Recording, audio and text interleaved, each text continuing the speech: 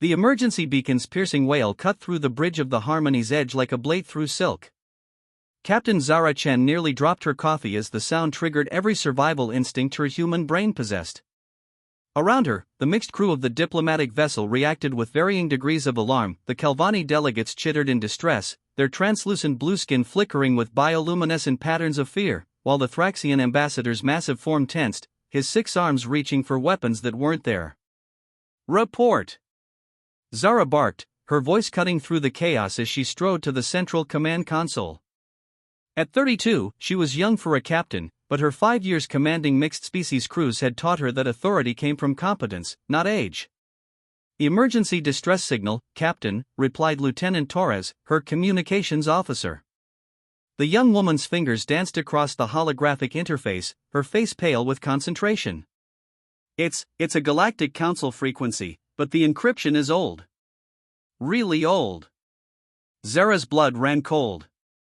The Galactic Council had been humanity's gateway to the stars 15 years ago, when Earth had finally been deemed civilized enough to join the galactic community.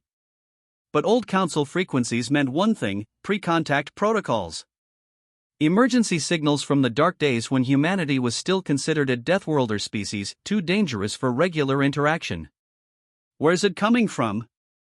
Zara demanded, her hands already moving to plot a course change. That's the problem, Captain." Torres's voice cracked slightly. "It's coming from the Kepler 442 system." The bridge fell silent except for the continued wailing of the beacon. Even the Calvani stopped their chittering. Every species in the galaxy knew about Kepler 442, it was where the worst Deathworlder incident in galactic history had occurred. The planet Terra Nova, humanity's first and only failed colony, had been quarantined for over 2 decades after what the Council diplomatically called the incident. What they didn't call it was what it really was: the day a human settlement had been attacked by slavers, and the survivors had proven exactly why their species was feared across the galaxy. "Captain," Ambassador Thrix of the Thraxian delegation rumbled, his deep voice carrying the weight of concern. "Surely we cannot be considering responding to this signal. The Kepler 442 system is under strict quarantine. No ship has been authorized to enter that space since my brother's colony ship disappeared there 23 years ago," Zara finished quietly. The admission hung in the air like a toxic cloud. Zara had never told anyone in the crew about David. About how he'd been part of the original Terra Nova colonization effort, back when humanity was still trying to prove it deserved a place among the stars. About how his ship, the New Horizon, had simply vanished without a trace during the journey to establish the colony. "Ma'am," Torres said softly, "the signal, it's not just a distress beacon. There's a message attached." Zara's heart hammered against her ribs. "Play it." The bridge speakers crackled to life, and through the static came a voice that made Zara's knees nearly buckle. It was older, rougher, scarred by decades of hardship, but unmistakably familiar. "This is Commander David Chen of the Terra Nova colony. If anyone receives this message, we need immediate evacuation. The hegemony has found us. They're coming back, and this time they're bringing everything they've got. We have maybe 72 hours before they arrive in force. To whoever gets this message, we're not the same people who were abandoned here 23 years ago. We become something else.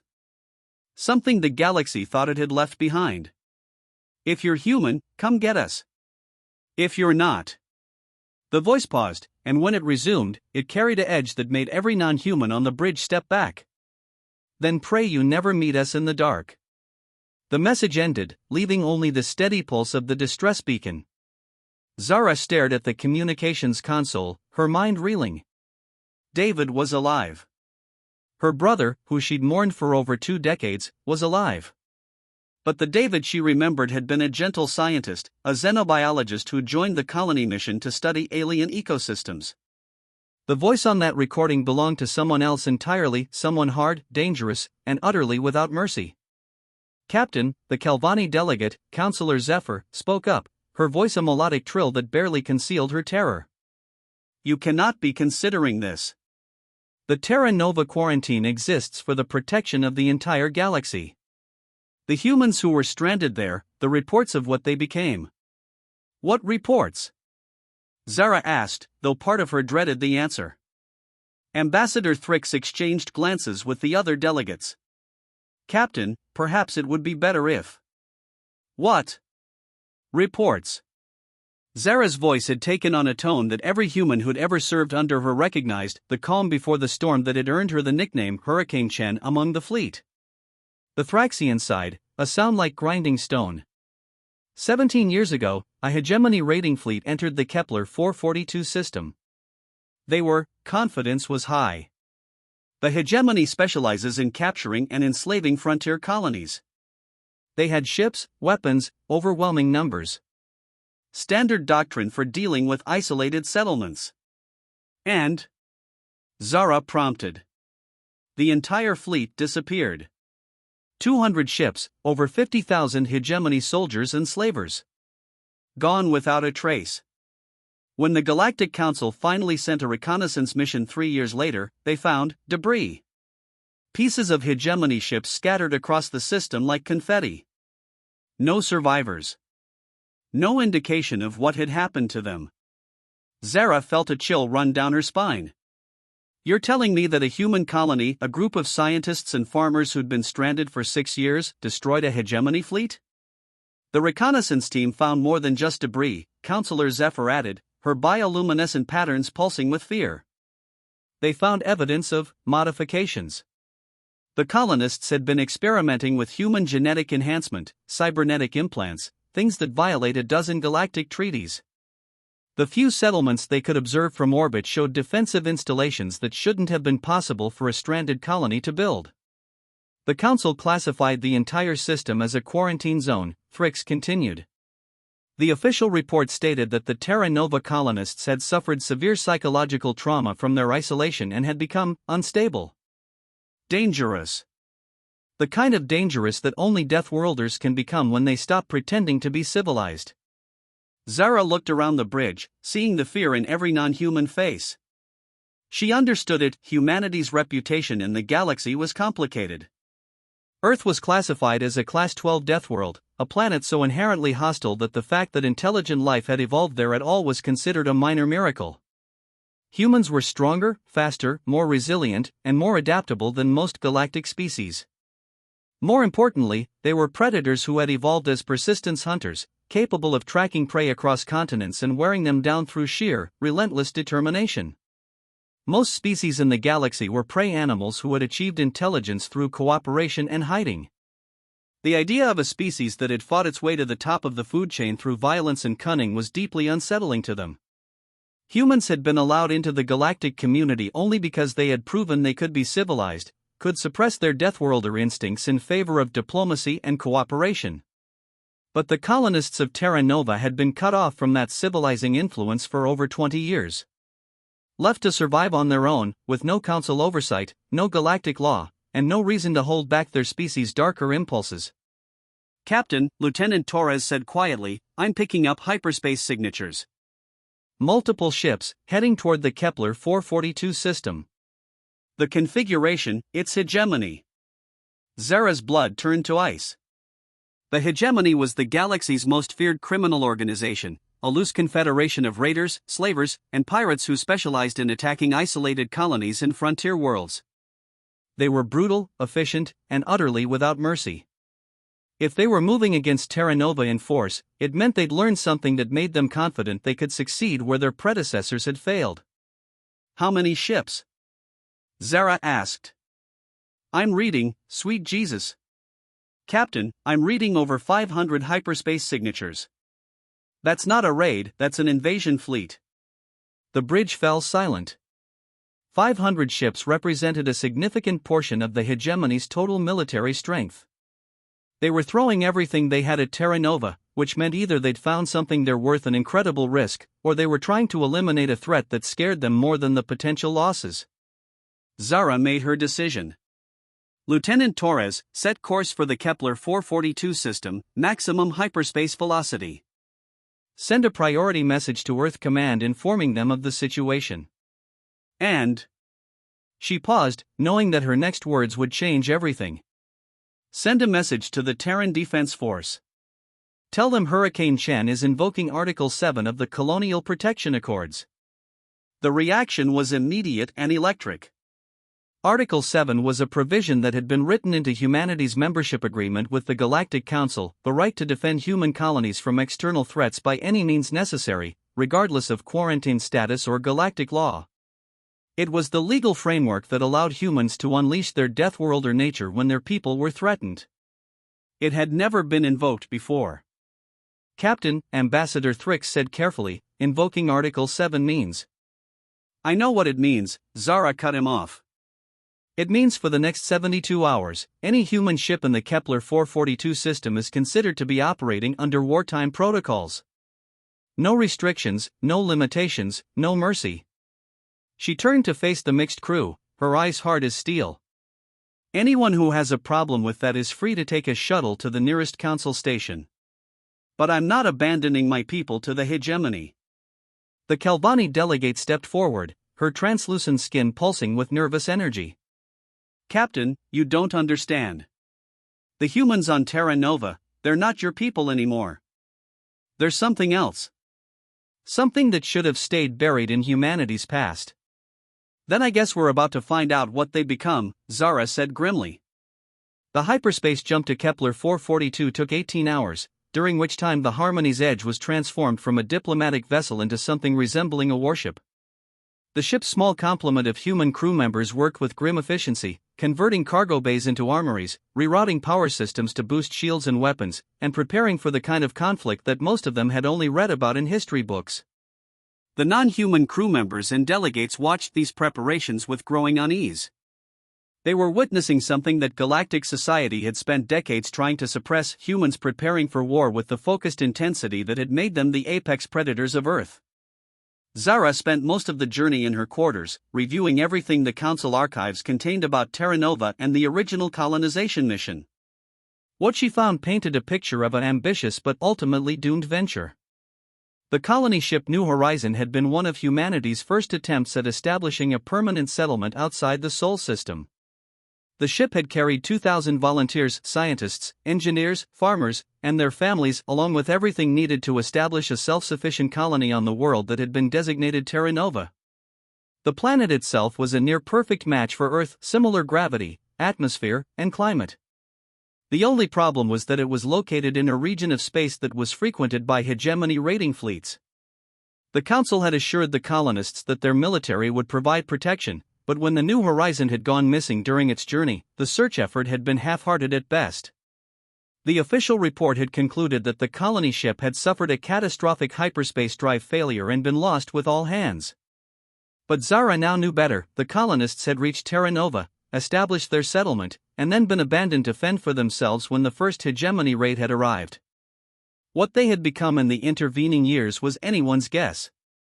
Captain, Lieutenant Torres called out as they dropped out of hyperspace at the edge of the Kepler 442 system. I'm picking up a lot of activity. The hegemony fleet is already here, and they're moving in a very specific formation.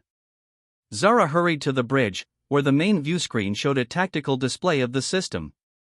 The hegemony fleet was massive, over 400 ships arranged in a complex siege formation around Terra Nova. But what caught Zara's attention was the fact that they weren't moving to attack. They were holding position, as if waiting for something. Are they jamming communications? Zara asked. No, ma'am. In fact, they're broadcasting on multiple frequencies. It looks like they're trying to negotiate. Zara frowned. The hegemony didn't negotiate. They attacked, conquered, and enslaved. The fact that they were trying to communicate with the colonists meant something had changed the usual dynamic. Can you tap into their communications? Already on it, Torres replied, her fingers flying over the controls. Patching it through now. The bridge speakers crackled to life, and a harsh, mechanical voice filled the air. This is War Commander Thax of the Hegemony Third Fleet. We offer the humans of Terra Nova one final opportunity to surrender. Submit to processing, and your deaths will be swift. Continue to resist, and we will take what we need from your corpses. The response came immediately, and Zara's breath caught in her throat. It was David's voice, but now it carried an edge of cold amusement that made her skin crawl. War Commander Thax. I remember you. You were there 17 years ago, weren't you? Part of the first fleet that came to take us. Tell me, did you ever find the heads of your comrades? I kept them as trophies for a while, but they started to smell. The silence that followed was deafening. When the hegemony commander spoke again, his voice carried a note of barely controlled rage. You will pay for what you did to the Second Fleet, human. We have learned from our mistakes. This time, we have brought enough ships to turn your world into glass. You still don't understand, do you? You're not the hunters anymore, Thax. You haven't been for 20 years. You're the prey. And we. The voice paused, and when it resumed, it carried a promise of violence that made every non-human on the bridge step back. We are very, very hungry. The communication channel went dead. Captain, Torres said, her voice barely above a whisper, I'm picking up massive energy signatures from the planet's surface. It looks like they're powering up some kind of defensive grid. The tactical display shifted, showing Terra Nova in greater detail. The planet's surface was covered with structures that definitely hadn't been there in the original colonial plans, massive defensive installations, orbital weapons platforms, and what appeared to be shipyards that were launching vessels of their own. My God, Zara breathed. What have they built? Her question was answered as the first wave of Terra Nova's defenders rose from the planet's surface. They were ships, but unlike anything in the standard galactic databases. They were sleek, predatory-looking vessels that moved with a grace that seemed almost organic. More importantly, they were moving faster than anything that size should have been able to accelerate. Captain, Torres reported, her voice tight with disbelief, I'm reading velocities that should be impossible. Those ships are pulling acceleration that would turn any normal crew into paste. Zara felt a chill of understanding. They're not normal crews anymore. The hegemony fleet reacted to the appearance of the Terra Nova ships with predictable aggression. The massive siege formation began to collapse inward, with the largest ships moving to engage the smaller defender vessels. It should have been a slaughter, the hegemony had overwhelming numbers and firepower. It wasn't. The Terra Nova ships moved like nothing Zara had ever seen. They didn't fly so much as dance, weaving through the hegemony formations with impossible grace, their weapons lashing out with surgical precision. Where they struck, hegemony ships didn't just explode, they came apart, dismantled with the methodical efficiency of a butcher breaking down a carcass. They're targeting specific systems, Torres reported, her voice filled with a mixture of awe and horror. Not just trying to destroy the ships, but taking them apart piece by piece. It's like they're harvesting them. The battle was unlike anything in recorded galactic history. The hegemony fleet, for all its size and power, was being systematically destroyed by a force less than a tenth its size. But more disturbing than the tactical prowess of the Terra Nova ships was the way they fought, with a cold, methodical cruelty that spoke of decades of pent-up rage finally being unleashed. Captain, Ambassador Thrix said quietly, we should leave. Now. Before they notice us. Zara shook her head. Not without my brother. Your brother is not the man you remember, Counselor Zephyr said, her bioluminescent patterns pulsing with terror. Look at what they've become. This is why the Council quarantined this system. The humans here aren't just dangerous, they're monstrous. On the viewscreen, a hegemony dreadnought, a ship over 2 kilometers long, was being systematically carved apart by 3 Terra Nova vessels. The human ships moved with a coordination that suggested they were operating as a single organism, each one covering the other's blind spots while they took turns stripping away sections of the larger vessel's hull. They're not trying to win quickly, Zara realized. They're savoring it. The thought sent a shiver down her spine. The humans of Terra Nova weren't just defending themselves, they were taking revenge. 23 years of isolation, of being abandoned by the galaxy, of being forced to fight for survival against impossible odds, had transformed them into something that was no longer entirely human. Incoming transmission, Torres announced. It's from the planet's surface. Put it through. David's face appeared on the main view screen, and Zara had to suppress a gasp. Her brother had aged, obviously, but the changes went far deeper than simple time. His left eye had been replaced with a cybernetic implant that glowed with a cold blue light. Scars covered the visible portions of his face and neck, and when he smiled, she could see that several of his teeth had been replaced with metal ones. But it was his eyes, his remaining human eye, that truly shocked her. It was the eye of a predator, someone who had spent decades killing and had long since stopped feeling anything about it. "Hello, little sister," David said, his voice carrying the same cold amusement she'd heard in his communications with the hegemony. "I was wondering when you'd show up." "David," Zara said, her voice barely steady. "My God, what happened to you?" "What happened to me?" David's laugh was like breaking glass. "I became what I needed to become to survive. What we all became. The galaxy abandoned us, Zara. Left us to die at the hands of raiders and slavers.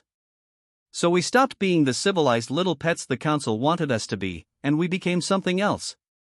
Something better. The reports said you destroyed an entire hegemony fleet. We did. And we enjoyed every moment of it." David's cybernetic eye glowed brighter. "Do you know what they did to us during that first raid? They took our children, Zara. Took them to sell as slaves or worse. They took our wives, our husbands, our friends. They thought we were just another soft colony world, easy prey for their appetites." On the view screen, another hegemony ship came apart under the coordinated assault of the Terra Nova vessels. The human ships were moving in perfect formation, their crews operating with an inhuman precision that spoke of cybernetic enhancement and genetic modification. "They were wrong," David continued. "We showed them what Deathworlders become when you take away everything they care about. We showed them what humans are like when they stop pretending to be civilized."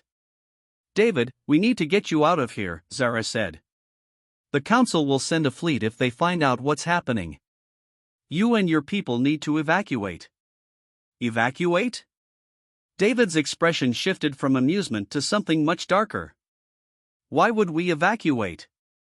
This is our home. We built it with our blood and our pain. We're not going anywhere. You can't fight the entire galaxy." "Can't we?" David gestured to the tactical display, where the hegemony fleet was being systematically destroyed. "We've been preparing for this day for 20 years, Zara. We've turned ourselves into the perfect weapons. Enhanced reflexes, cybernetic implants, genetic modifications that push human capability to the absolute limit. We've built ships that can outfly anything in the galaxy and weapons that can cut through any armor." "But at what cost?" Zara asked, looking at her brother's scarred face.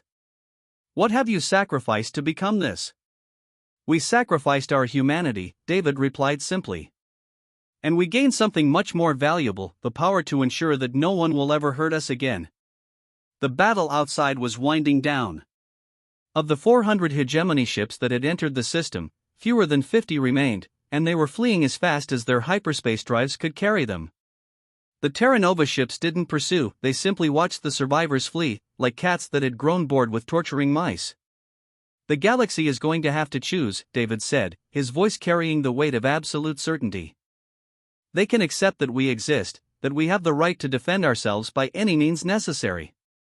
Or they can try to stop us, and learn what happened to the hegemony." "David, please," Zara said desperately. "Come with me. Bring your people. We can find you a new world, somewhere safe." "There is no safe," David cut her off. "There is only strong and weak, predator and prey. The galaxy taught us that lesson when they abandoned us. Now we're going to teach it to them." The transmission ended, leaving Zara staring at a blank screen. Around her, the bridge crew watched in stunned silence as the surviving hegemony ships disappeared into hyperspace, leaving behind only debris and the sleek, predatory forms of the Terra Nova fleet. "Captain," Torres said quietly, "we're receiving a transmission from Earth Command. They're sending a fleet. A big one." Zara closed her eyes, feeling the weight of inevitability settling on her shoulders. The galaxy had spent decades trying to suppress humanity's Deathworlder nature, to convince the other species that humans could be civilized, could be trusted. But Terra Nova had proven that civilization was just a thin veneer over something much older and more dangerous. And now that veneer was about to be stripped away entirely. How long until they arrive? Zara asked. 36 hours. Not enough time to evacuate the Terra Nova colonists, even if they were willing to leave. Not enough time to negotiate a peaceful solution. Just enough time for the galaxy to prepare for the kind of war it had been dreading since the day humanity had first reached for the stars. Captain, Ambassador Thrix said carefully, we need to leave. Now. Before this situation deteriorates further. Zara looked at the tactical display, where the Terra Nova ships were already moving back toward their planet. They weren't retreating, they were preparing. David and his people knew that the galaxy would respond to what they'd done, and they were getting ready for the fight of their lives. No, Zara said finally. We're staying. Captain. I said we're staying. Zara's voice carried the authority of command, but underneath it was something else, a loyalty that ran deeper than fear. Those are my people down there. Whatever they've become, they're still human. And I'm not abandoning them the way the galaxy abandoned them 20 years ago. The next 36 hours passed in a blur of preparation and tension. The Harmony's Edge took up position in the outer system, close enough to observe but far enough away to avoid getting caught in the crossfire. The non-human crew members and delegates spent most of their time in their quarters, unwilling to watch the humans aboard the ship transform from diplomats and explorers into something altogether more dangerous. Because that's what was happening. As news of the Terra Nova situation spread through the human fleet, Zara could feel the change in her species. The careful civilization that had allowed them to join the galactic community was being stripped away, replaced by something much older and more primal. Humans across the galaxy were remembering what they had been before they'd reached for the star's apex predators who had conquered the most dangerous planet in the galaxy through sheer, bloody-minded determination. The Earth fleet that emerged from hyperspace was unlike anything the galaxy had ever seen. 200 ships, each one crewed by humans who had spent their lives suppressing their Deathworlder instincts, but who were now being given permission to unleash them. The fleet was led by Admiral Sarah Harrison, a woman whose reputation for tactical brilliance was matched only by her reputation for ruthless efficiency. Captain Chen, Admiral Harrison's voice crackled through the communication system. I need a full report on the situation. Zara spent the next hour briefing the Admiral on everything that had happened, from the initial distress signal to the destruction of the hegemony fleet. When she finished, there was a long silence. So the colonists have been militarizing for 20 years, Admiral Harrison said finally. Genetic modification, cybernetic enhancement, weapons development. They've turned themselves into the perfect military force. Yes, ma'am. And they've just proven that they can destroy a hegemony fleet with minimal losses. Yes, ma'am. Another silence. Captain, I'm going to ask you a question, and I need you to answer it honestly. In your professional opinion, are the colonists of Terra Nova still human? Zara thought about David's scarred face, his cybernetic eye, the cold amusement in his voice as he described keeping the heads of his enemies as trophies. I don't know, Admiral. They're something else. Something that was human, but has become something more. And something less. I see. And do you believe they pose a threat to the galaxy? I believe they pose a threat to anyone who threatens them. They've been isolated for 20 years, abandoned by the people who were supposed to protect them. They've had to become monsters to survive, and now they're very good at it. And your recommendation? Zara took a deep breath. Let them be. Give them their space, their independence. Don't try to control them or contain them. Just let them exist. That's not an option, Captain. The Galactic Council is already mobilizing. They've declared the Terra Nova colonists a threat to galactic security. They're demanding that we either bring them into compliance or eliminate them. Zara felt her blood run cold. Admiral, you can't be serious. These are human beings we're talking about. Are they? Admiral Harrison's voice was heavy with resignation. Or are they something else wearing human faces? The Council has reviewed the battle recordings, Captain. They've seen what the colonists have become. And they've decided that something that dangerous can't be allowed to exist. So what's the plan? We're going to give them one chance to surrender. If they refuse, we're going to do what we have to do. The transmission ended, leaving Zara staring at a blank screen. Outside, the Earth fleet was moving into position around Terra Nova, their weapons powered up and ready. But she knew it wouldn't be enough. The colonists had spent 20 years preparing for this moment, and they weren't going to go quietly. The final confrontation began at dawn, Terra Nova time. Admiral Harrison's fleet moved into orbital position around the planet, their weapons trained on the surface installations. The Admiral herself opened the communication channel, her voice carrying across the system. This is Admiral Sarah Harrison of the Terran Defense Force. To the colonists of Terra Nova, you are ordered to stand down and submit to Galactic Council authority. You have 1 hour to comply. The response came immediately, and it wasn't from David. It was from a woman whose voice carried the weight of absolute authority. Admiral Harrison, this is Commander Sarah Mitchell of the Terra Nova Defense Force. We reject your demands. This is our world, built with our blood and our sacrifice. We will not surrender it to the Council or to anyone else. Commander Mitchell, you are vastly outnumbered. Stand down, and we can negotiate. We do not negotiate with those who abandoned us. The woman's voice was cold as interstellar space. 23 years ago, you left us to die. We survived. We adapted. We became something better than what we were. And now you want to destroy us because we make you uncomfortable. You violated dozens of galactic treaties. Genetic modification, cybernetic enhancement, weapons development. We've done what we had to do to survive. And we'll do what we have to do to remain free. The communication channel went dead. What followed was the most vicious space battle in galactic history. The Earth fleet, for all its size and power, found itself facing an enemy that fought with a combination of tactical brilliance and savage intensity that was unlike anything they had ever encountered.